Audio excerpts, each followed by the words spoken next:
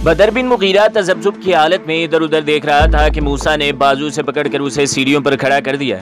बदर बिन मुगीरा के लिए इतने आदमियों के सामने तकरीर करना एक बहुत बड़ी आजमाइश थी। चंद लम्हात के लिए वो तजब्जुब की हालत में लोगों की तरफ देखता रहा। बिल आखिर उसने झिझकते हुए इब्तदा की, जिंदा दिलाने गलनाता। मूसा बिन नबी गुस्सान की तकरीर के बाद मैं किसी और तकरीर की ज़रूरत नहीं समझता, और शायद तुम भी ख्वाब गफलत से जागने के लिए सूरह इसराफील के बाद किसी और हंगामे की ज़रूरत महसूस न करो। मेरा यह दावा है कि जो कौम अपने दौरे इन्हतात में भी मूसा जैसा मुजाहिद पैदा कर सकती है, उसे कोई नहीं मिटा सकता। लेकिन यह ज़रूरी है कि तुम जिस शख्स को अपना रहनुमा समझो, इसकी आवाज़ पर सदके दिल से लब्बैक कहो। वो जो कहे इस पर अमल करो। याद रखो, दुनिया का बड़े से बड़ा तबीब ऐसे मरीज को फ़ायदा नहीं पहुँचा सकता जो मरने पर तुला हुआ हो। तुम अपने गिरदो पेश से अच्छी तरह वाकिफ हो। तुम्हारे उफक पर चारों तरफ मसाइब की घटाएं छाई हुई हैं। कुर्तबा और अशबीलिया में हमारे सतूत के महल मस्मार हो चुके हैं। उस मुल्क में 800 बरस की हुकूमत के बाद हमारी कौम के लाखों अफराद एक ऐसे दुश्मन की गुलामी की चक्की में पिस रहे हैं जिसके दिल में हमारे लिए ना रहम है और ना इंसाफ। आज सिर्फ गलनाता हमारा आखिरी हसार रह गया है, और अगर हमने इन गलतियों का इआदा किया जो कुर्तबा, अशबीलिया और तलातीलिया वगैरह हैं, हमारे भाइयों से सरजद हो चुकी हैं, तो मुझे डर है कि किसी दिन ये भी हमारे हाथ से निकल जाएगा। जब शुमाल के ईसाई उमरा हमारे खिलाफ मुत्तहिद हो रहे थे, इन शहरों में हमारे उमरा एक दूसरे से बरसरे पैकार थे। एक काफिर दूसरे काफिर को गले लगा रहा था, लेकिन एक मुसलमान दूसरे मुसलमान का गला काट रहा था। हमारे दुश्मनों ने यह साबित कर दिखाया कि तमाम कुफर एक है, लेकिन हम ये साबित न कर सके अगर तमाम कुफर एक है तो तमाम मुसलमान भी एक है। वो फतूहात के शौक में मुत्तहिद हो गए, लेकिन हमें अपनी शिकस्त का खौफ भी मुत्तहिद न कर सका। मराकेशी मुसलमान बर्बरी मुसलमान का दुश्मन बना रहा, और बर्बरी मुसलमान उंदलसी मुसलमान के खून का प्यासा रहा। नतीजा ये हुआ कि ये शहर एक एक करके हमारे हाथ से निकल गए। दुश्मनाने इस्लाम फिर एक बार मुत्तहिद हो रहे हैं। अब इनकी नज़र गलनाता पर है। अगर खुदा न खास्ता हम गलनाता की हिफाजत भी न कर सकें, तो उंदलस में मुसलमानों का सिर्फ नाम रह जाएगा।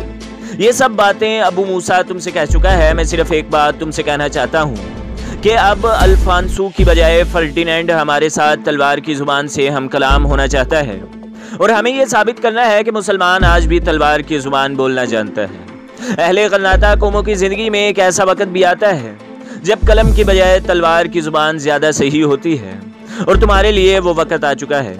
बदर बिन मुगीरा की तकरीर के बाद जब लोग नारे लगा रहे थे, अबू अल हसन ने उससे कहा, मैं आपके साथ बातें करने के लिए बेकरार हूँ। जलूस के इख्तिताम पर अबू मूसा आपको मेरे पास ले आएगा। सरहदी उकाब की आमद से 10 दिन बाद गलनाता के बाशिंदे हज़ारों की तादाद में शहर से बाहर खड़े होकर अबू अल हसन की फ़ौज को खुदा हाफिज कह रहे थे। बरसों के बाद गलनाता की फ़ौज पहली बार अपनी सल्तनत के किसी अमीर की सरकोबी के बजाय दुश्मन के खिलाफ किसी महाज पर जा रही थी। बरसों के बाद हस्पानवी, बर्बरी और अरबी मुसलमान उमरा और सिपाही एक अमीर के झंडे तले जमा हो रहे थे। अबू अल हसन ने कूच का हुक्म देने से पहले फौज का मुआयना करने के बाद बदर बिन मुगीरा से कहा, बदर, तुमने टूटे हुए दिलों को जोड़ा है। खुदा की कसम, अगर अरबी, बर्बरी और हस्पानवी मुसलमान इसी तरह दोष बदोश खड़े रहे तो कोई वजह नहीं कि क़यामत के दिन हमें अपने इस्लाफ के सामने शर्मिंदा होना पड़े। हम फिर एक बार फ्रांस तक पहुँचेंगे। बदर बिन मुगीरा ने जवाब दिया, मुझे यकीन है कि जब तक आपकी तलवार नियाम से बाहर रहेगी, अहले गलनाता में इंतशार पैदा नहीं होगा। इन लोगों को एक सफ में खड़ा करने के लिए एक मुत्तहिद महाज की ज़रूरत है। जब तक हमारी तलवारें नसरानियों के साथ टकराती रहेंगी, इस वक्त तक मुसलमान घरेलू झगड़ों की तरफ तवज्जो नहीं देंगे। अज़्ज़गल इस मुहिम में अपने भाई का साथ देने पर मुसर था, लेकिन बाज़ वजूहात की बिना पर अबू अल हसन ने दारुल सल्तनत की हिफाजत और इससे ज़्यादा अपने बेटे की निगरानी के लिए अपने भाई को दारुल खिलाफा में छोड़ना मुनासिब ख्याल किया था। अबू अल हसन ने इस मुहिम के लिए अपने लश्कर में प्यादा सिपाह को शामिल न किया और एक हैरत अंगेज रफ्तार से यलगार करता हुआ वादी लुका तक जा पहुंचा। मूसा बिन अबी गुस्सान इसका नायब सालार था और हर अवल के तूफानी दस्तों की क़ियादत बदर बिन मुगीरा के सुपुर्द थी। अबू अल हसन ने सरहद के चंद इलाके मुसख्खर करने के बाद सुगरा का मुहासरा कर लिया और जब गलनाता में इस शहर के मुहासरे की खबर पहुंची तो अवाम में मुसर्रत की एक लहर दौड़ गई। सुगरा का ईसाई हाकिम मुसलमानों पर अपना वहशियाना मुजालिम के बायस फर्डिनेंड के तमाम अम्माल से ज़्यादा बदनाम था। अहले गलनाता बरसों से सुगरा से भागकर गलनाता में पनाह लेने वाले मुसलमानों की मजलूमियत की दास्तानें सुन रहे थे।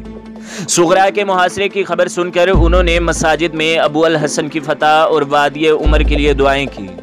अबू अल हसन का ख्याल था कि सुगरा का मुहासरा तूल खींचेगा, लेकिन 4 दिन के बाद रात के तीसरे पहर शहर के बाकी मुसलमानों की एक जमात ने पहरेदारों पर हमला करके शहर का एक दरवाजा खोल दिया।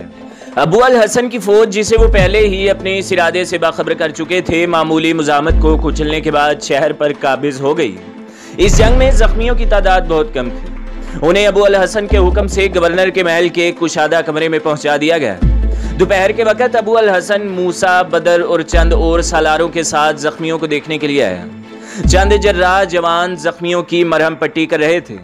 अदब से सर झुकाकर खड़े हो गए, लेकिन एक शख्स जो इंतहाई इन्हमाक के साथ एक सिपाही के सर और गर्दन के जख्मों पर पट्टी बांध रहा था, अबू अल हसन के करीब पहुंचने पर भी टस से मस न हुआ। अल्बास से भी वो एक तबीब या जर्राह की बजाय सिपाही मालूम होता था। इसकी जीरा चमक रही थी। अबू अल हसन ने एक सानिये के लिए जख्मी की तरफ देखा और तिब्बी दस्ते के सालार को आवाज देकर कहा, इस आदमी को आपकी तवज्जो की जरूरत है। तिब्बी दस्ते का सालार भागता हुआ आगे बढ़ा और जीरा पोश को एक तरफ हटाते हुए बोला, मैंने पहले भी आपसे कहा था कि यह हमारा काम है। जब जीरा पोश ने इस पर भी सुनी अनसुनी कर दी तो इसने जरा तुर्श होकर कहा, अगर आपको मेरा लिहाज नहीं तो कम से कम बादशाह सलामत की मौजूदगी का लिहाज जरूर होना चाहिए। सिपाही का मकाम मैदान जंग है, यह जगह नहीं। जीरा पोश ने एक सानिये के लिए गर्दन ऊपर उठाई और जवाब दिया, आप मेरा वक्त जाया न कीजिए, जख्मी की हालत बहुत नाजुक है। बदर बिन मुगीरा जीरा पोश की आवाज सुनकर चौंक पड़ा, लेकिन चूंकि आंखों के सिवाय इसका चेहरा खोद में छुपा हुआ था, इसलिए वो जीरा पोश को फौरन न पहचान सका। तिब्बी दस्ते का सालार सटपटा गया और इसने कहा, अगर आपको पट्टी बांधने का शौक है तो बाहर जाकर दुश्मन के किसी मकतूल पर तबाह आजमाई करें। जीरा पोश ने पट्टी को आखिरी गिरा देते हुए कहा, मुझे पट्टी बांधने का शौक नहीं, जख्मियों का इलाज करने का शौक है। अबू अल हसन की हैरत दिलचस्पी में तब्दील हो चुकी थी, लेकिन तबीब की कुव्वते बर्दाश्त जवाब दे चुकी थी। इसने जख्मी की नब्ज पर हाथ रखते हुए एक और तबीब को आवाज देकर कहा, इसे बाहर ले जाओ, ये कोई जनूनी किस्म का आदमी मालूम होता है। दूसरा तबीब आगे बढ़ा, लेकिन अबू अल हसन का इशारा पाकर इसने अपने अफसर के हुक्म की तामील न की। तिब्बी दस्ते के सालार ने जख्मी की पट्टी खोलने की कोशिश की, लेकिन जीरा पोश ने इसका हाथ रोकते हुए कहा, अगर आपने पट्टी खोल दी तो इसकी मौत यकीनी है। मैं आपके काम में दखल न देता, लेकिन आपको शायद याद नहीं कि आपने उसे नाकाबिले इलाज समझकर छोड़ दिया था। इस दौरान में बदर बिन मुगीरा के तमाम शकूक दूर हो चुके थे। आवाज के अलावा वो जीरा पोश का थैला भी पहचान चुका था। वो इन हाथों से मानूस था जो कई बार इसके अपने जख्मों पर मरहम रख चुके थे। उसकी हैरानी मुसरत में तब्दील हो चुकी थी। उसने तिब्बी दस्ते के सालार से मुखातिब होकर कहा, आप परेशान ना हो, मैं इन्हें जानता हूँ। बशीर, तुम यहाँ कैसे पहुँच गए? जीरा पोश ने खोद का नकाब ऊपर सिरका दिया और उठकर अदब के साथ अबू अल हसन के सामने खड़ा हो गया। मूसा ने चौंक कर कहा, बशीर बिन हसन, आप यहाँ कब आए? इसने जवाब दिया, मैं आज ही यहाँ पहुँचा हूँ। मूसा ने अबू अल हसन से मुखातिब होकर कहा, यह बशीर बिन हसन है, ये हमारे उकाब के परों की रखवाली करते हैं। अबू अल हसन ने गर्मजोशी के साथ बशीर बिन हसन से मुसाफा करते हुए कहा, मैं आपकी तारीफ सुन चुका हूँ। बशीर बिन हसन ने अबू अल हसन के हाथ को बोसा देते हुए कहा, माफ कीजिए, मेरी तरफ से आदाब बजा लाने में कोताही हुई। जख्मी की हालत खराब थी। तिब्बी दस्ते का सालार परेशानी, नदामत और बेकसी की हालत में खड़ा था। बशीर बिन हसन ने इससे मुखातिब होकर कहा, मैं बेजा मुदाखलत का मुजरिम हूँ, लेकिन यह शख्स बाजार में बेहोश पड़ा था और सिपाही इसे मुर्दा समझकर छोड़ आए थे। मुझे इसमें जिंदगी के आसार दिखाई दिए और इसे यहाँ उठा लाया। आप चूंकि बेहद मसरूफ थे, इसलिए आप इस पर तवज्जो न दे सके। तिब्बी दस्ते के सालार ने मुसाफे के लिए हाथ बढ़ाते हुए कहा, बशीर बिन हसन के सामने अपनी कमतरी का एतराफ़ करना भी मेरे लिए बाइसे फ़ख्र है। जब आप इसे यहाँ लाए थे तो मेरी निगाह में इसकी हालत मायूस कुन थी। इसे तबीब से ज़्यादा मोजज़ा करने वाले की ज़रूरत थी और उंदलस में फ़कत बशीर बिन हसन के नाम के साथ ऐसे मोजज़ात वाबस्ता किए जाते हैं। हमारे पास चंद और ज़ख्मी भी आपकी तवज्जो के मोहताज हैं। एक और नौजवान जर्राह ने आगे बढ़कर कहा, मैंने आपको कुर्तुबा में देखा था, लेकिन खोद के बाइस आज मैं पहचान न सका। बशीर बिन हसन ने कहा, मुझे डर था कि खोद के बगैर आपको मेरी अजनबियत और ज़्यादा महसूस होगी। इसके अलावा ज़ख्मियों में हमारे चंद साथी भी हैं। मुझे खतरा था कि वो मुझे देखकर शोर मचाएंगे और आप में से बाज़ ज़ख्मियों को छोड़कर मेरी तरफ मुतवज्जा हो जाएंगे और मैं भी उस ज़ख्मी की हालत पर पूरी तवज्जो न दे सकूंगा। अबू अल हसन ने कहा, हमें अफसोस है कि हमने इस बात का एहसास नहीं किया। आप दूसरे जख्मियों को देखें और फारिग होकर मुझसे जरूर मिले। अबू अल हसन, बदर बिन मुगीरा और मूसा चले गए और बशीर बिन हसन दूसरे जख्मियों की मरहम पट्टी में मशगूल हो गया। उंदलस के बाकी शहरों की तरह गलनाता में भी इसके नाम की शोहरत पहुंच चुकी थी। तिब्बी दस्ते के तमाम अफराद इसके साथ मुसाफा करते, हम कलाम होने और इसके हुक्म की तामील करने में फ़ख्र महसूस करने लगे। इनके एहसास मरबूबियत की एक वजह यह भी थी कि बशीर बिन हसन सरहदी उकाब का साथी था। तिब्बी दस्ते का सालार देर तक अपने तर्ज अमल पर परेशान रहा। बिलाखिर इसने बशीर बिन हसन से कहा, मैं अभी तक माजरत के लिए मौजू अल्फाज सोच रहा हूँ, मुझे डर है कि आपने मेरे मुतल्लिक बहुत बुरी राय कायम की होगी। बशीर ने जवाब दिया, आप परेशान ना हो, मुमकिन है कि अगर मैं आपकी जगह होता तो एक अजनबी के साथ ज़्यादा सख्ती से पेश आता। थोड़ी देर के बाद वो जख्मी जिसकी बशीर बिन हसन ने सबसे पहले मरहम पट्टी की थी, नीम बेहोशी की हालत में आहिस्ता आहिस्ता कराहने लगा। बशीर बिन हसन ने अपने थैले से एक दवा निकाल कर प्याली में डालते हुए एक तबीब से कहा, ये थोड़ी देर के बाद होश में आ जाएगा, जब आंखें खोले आप फौरन इसे ये दवा पिला दें। दवा पीते ही उसे नींद आ जाएगी। शाम के वक्त मैं खुद आकर इसकी हालत देखूंगा। इस वक्त आप ये ख्याल रखें कि कोई उसे जगाने या इसके साथ बात करने की कोशिश न करें। दोपहर के वक्त जब बदर बिन मुगीरा को तन्हाई में बशीर के साथ गुफ्तगू करने का मौका मिला तो इसने अपने दोस्त की गैर मुतवक्की आमद की वजह पूछी। बशीर बिन हसन ने जवाब दिया, मेरी ज़िंदगी की सबसे बड़ी ख्वाहिश ये थी कि मैं गलनाता से अबू अल हसन की फ़ौज की रवानगी का मंजर अपनी आंखों से देखूं, लेकिन मुझे इस वक्त इतला मिली जब यह फ़ौज गलनाता से कूच कर चुकी थी। ताहम मैंने ख्याल किया कि मैं जंग के दौरान में ज़रूर पहुँच जाऊँगा। अबू दाऊद भी मुझे गलनाता तक अपने साथ ले जाने पर बज़िद था। मंसूर बिन अहमद ने मेरी दरख्वास्त और अबू दाऊद की सिफारिश पर मुझे इजाज़त दे दी।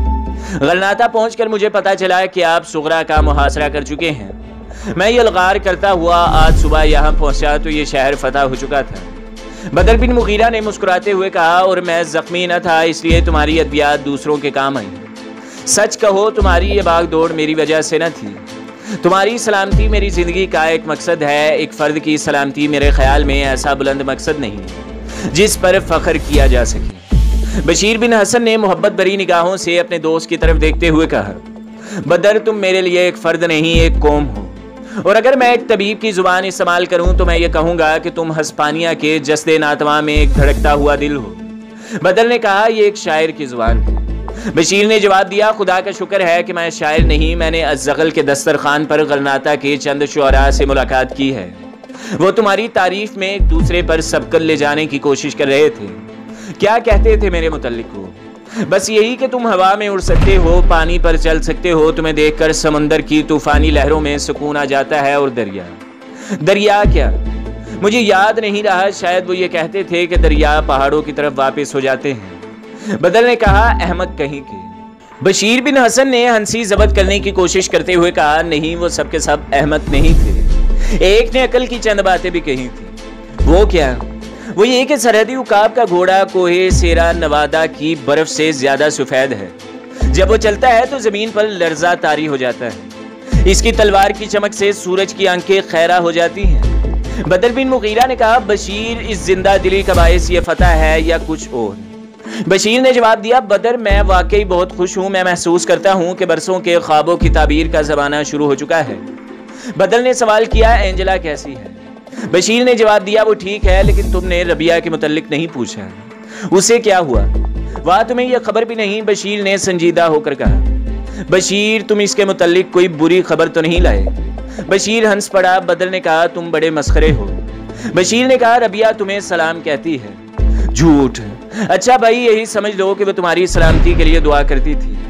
मुझे ये मान लेने में कोई एतराज नहीं। खैर अब मजाक छोड़ो। अबू दाऊद का हाल क्या है? वो बहुत खुश है। गलनाता पहुंचते ही अज़्ज़गल ने इसे शहजादा अबू अब्दुल्ला का मसाइब खास बना दिया है। इसे रहने के लिए कसरे अल हमरा में एक मकान दिया गया है। मेरे ख्याल में वो शहजादे को बहुत जल्द अपना गर्विदा बना लेगा। मूसा की आमद पर इनकी गुफ्तगू का रुख बदल गया। उसने इतला दी कि अबू अल हसन आपको बुलाते हैं। पर सुगरा की फतह के बाद अबू अल हसन ने ईसाइयों के साथ फैसला कुन जंग लड़ने के लिए वसी पैमाने पर तैयारियां शुरू कर दी थी। सल्तनत के वो बासर सरदार और कबाइल के रहनुमा जो अब तक बर्बरी, अरबी और हस्पानवी मुसलमानों के अंदरूनी झगड़ों में उलझे हुए थे, मुश्तरका दुश्मन के खिलाफ मुत्तहिद होने लगे। ہسپانوی اور بربری سرداروں کے لیے ابو الحسن ایک حکمران کی بجائے ایک مسلم حکمران بن چکا تھا۔ اس نے صلیب کے پرچم کے مقابلے میں ہلال کا پرچم بلند کیا تھا۔ علماء کا ایک بااثر طبقہ اس جنگ کو جہاد قرار دے چکا تھا۔ سغرا کی فتح کے بعد جب ابو الحسن غرناطہ لوٹا تو اس نے پہلی بار یہ محسوس کیا کہ وہ صحیح معنوں میں غرناطہ کا حکمران بن چکا ہے۔ عوام نے فوجی مستقر سے لے کر الحمرا تک اس کے راستے میں پھولوں کی سیج بچھا رکھی تھی۔ رات کے وقت اس نے قصر الحمرا کے بلند مینار پر کھڑے ہو کر چاروں طرف نگاہ دوڑائی۔ تمام شہر میں چراغاں تھا اور لوگ گلیوں اور بازاروں میں مسرت کے نعرے لگا رہے تھے۔ ابو الحسن نے آسمان کی طرف دیکھا اور ہاتھ اٹھا کر دعا کی، اے رب العزت، میرے کمزور بازوؤں کو طاقت عطا کر، مجھے طارق بن زیاد کا عزم اور موسیٰ بن نصیر کا حوصلہ عطا کر، میری قوم کو پھر ایک باران مجاہدین کا ولولہ عطا کر جن کے گھوڑے ایک طرف فرانس اور دوسری طرف چین کے دریاؤں کا پانی پیا کرتے تھے۔ ہماری نااتفاقی کو اتفاق میں بدل دے، اس ریت کے انبار کو تو ایک چٹان بنا سکتا ہے۔ میرے مولا ان لوگوں کو مایوس نہ کیجیے جو اس معمولی سی فتح پر اس قدر شادمان ہے۔ میں اس کام کا اہل نہ تھا، لیکن اگر تو نے مجھے اس لیے منتخب کیا ہے تو مجھے ہمت، عزم اور استقلال دے، اور اگر میں اپنی زندگی میں اسلاف کی کھوئی ہوئی سلطنت کو واپس نہ لا سکوں تو ابو عبداللہ کو یہ توفیق دے، ورنہ مجھے یہ توفیق دے کہ میں غرناطہ کی سلطنت کے لیے کوئی صحیح جانشین منتخب کر سکوں۔ جب ابو الحسن مینار پر کھڑا یہ دعا مانگ رہا تھا، اس کا ولی عہد شہزادہ ابو عبداللہ اپنے نئے التاکین ابو داؤد کے ساتھ محل کے ایک کمرے میں بیٹھا ہوا تھا۔